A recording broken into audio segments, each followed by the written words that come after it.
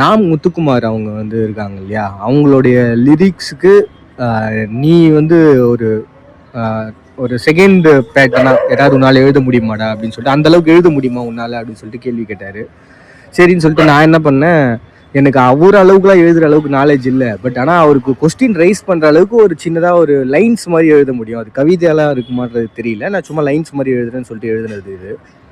இறக்கும் வாழ்வில் எதை அடைவது, இருக்கும் வாழ்வில் எதை தேடுவது, பிறப்பே வழியை உணரத்தான் என உணர்ந்ததும் வருந்தியே போகும் வாழ்வில் இறப்பே போதும் அப்படின்னு சொல்லி நான் கொஸ்டின் ரைஸ் பண்ணுறேன். அப்போ அவர் வந்து என்ன பண்ணுறாருன்னா, ஒரு நாளில் வாழ்க்கை இங்கே எங்கும் ஓடி போகாது, மறுநாளும் வந்து விட்டால் துன்பம் தேயும் தொடராது அப்படின்னு சொல்லிட்டு எனக்கு ஒரு பதிலை சொல்கிறாரு.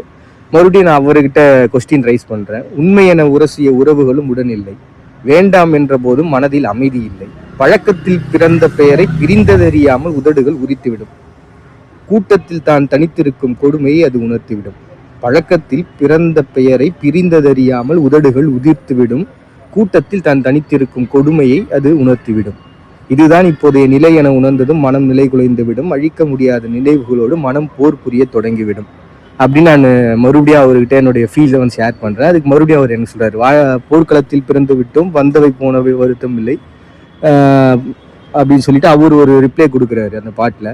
அப்பயும் மனசு அமைதி அடையலை. மறுபடியும் நான் அவர்கிட்ட என்ன பண்ணுறேன்னா, இல்லை எனக்கென எழுதி இருக்க இயற்கை சேர்த்து வைத்த கணக்கென்ன, பிரிவு இயல்பென்றிருக்க மனம் நினைவுகளை சேர்த்து வைத்த கணக்கென்ன, உறவு என்ன பொம்மையா, நான் என்ன குழந்தையா, அழுகையை விட்டு வேறு பொம்மையை எடுத்துக்கொள்ள, செய்ததென்ன அவமானமா, நான் என்ன அடிமையா, தன்மானத்தை விட்டு மீண்டும் போய் சேர்ந்து கொள்ள, அவமானத்தை மறைத்து கொண்ட வீரனோ, கோபத்தை காட்டிய நான் துரோகியோ அப்படின்னு சொல்லிட்டு அவர்கிட்ட கேட்குறேன். அவர் உடனே வந்து ஒரு பதில் சொல்கிறாரு, பல திருப்பம் தெரியும் அதில் திரும்பிக் கொள்வோம், பல முகங்கள் வேண்டும் சரி மாட்டிக்கொள்வோம் அப்படின்னு சொல்லிட்டு அவர் ஒரு பதில் சொல்லி முடிக்க எனக்கு கொஞ்சம் மனசு ஆறுதல் அடைஞ்சது. ஸோ நான் வந்து என்னோடய ஃபீலிங்கை வந்து நான் அந்த பாட்டு கேட்கும்போது அந்த பாட்டோட என்னோடய ஃபீலிங்காக இந்த லைன்ஸை வந்து வச்சு பார்த்தேன். அது ரொம்பவுமே ஹாப்பியாக இருந்தது. உண்மையாகவே அவர் எனக்காக ஒரு லைன்ஸ் எழுதி வச்ச மாதிரியான ஒரு ஃபீல் இருந்தது. ஸோ இது அப்படியே உங்கள்கிட்ட ஷேர் பண்ணணும்னு தோணுச்சு, அதனால தான். ஸோ அப்படியே கத்திப்பார் பார்க்கில் அப்படியே கொஞ்சம் நேரம் அப்படியே சுற்றி பார்த்துட்டு எப்படி இருக்குது அப்படின்னு சொல்லிட்டு நிறைய பேர் வராங்க இந்த இடத்துக்கு. ஸோ இந்த இடத்துல நான் இந்த இடத்த பார்க்கும்போது எப்படி ஒரு ஃபீல் ஆச்சுன்னா,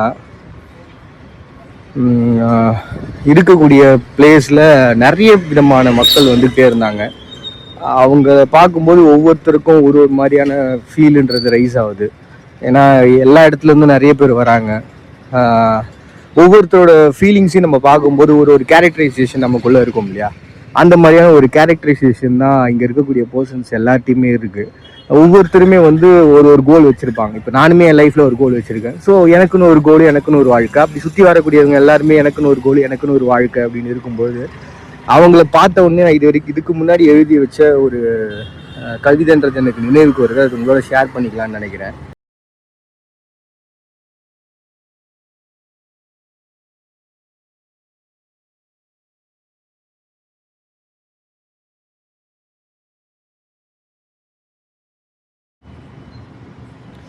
நிஜமற்ற வாழ்வின் வரத்தின் சாபமாய் கற்பனை திறன் ஒன்று, நாவின் அலையில் நிழலை நிஜமென்றே நம்பி ஏமாறும் கூட்டம் ஒன்று, நான் அடைந்தேன் கடவுளை என்ற நடிகனை கதாநாயகனாய் பார்க்கும் கூட்டம் ஒன்று, நானே அனைத்துமாயிருக்க வேறெதற்கென்று தன்னை சிறந்தவனாய் சித்தரிக்கும் கூட்டம் ஒன்று, நன்றாய் பசியாறியவன் பேச்சை பசியோடு கேட்கும் கூட்டம் ஒன்று, நாம் மாறுதல் நாமே என்று அலைந்து திரியும் கூட்டம் ஒன்று, நிறைவற்ற வாழ்வில் நிறைவடைந்தேன் அது நினைத்து நினைத்து நினைவோட்டத்திற்கொன்றாய் உருவாகி கொண்டே போகும் கடவுள் என்று உளரும் கூட்டம் ஒன்று,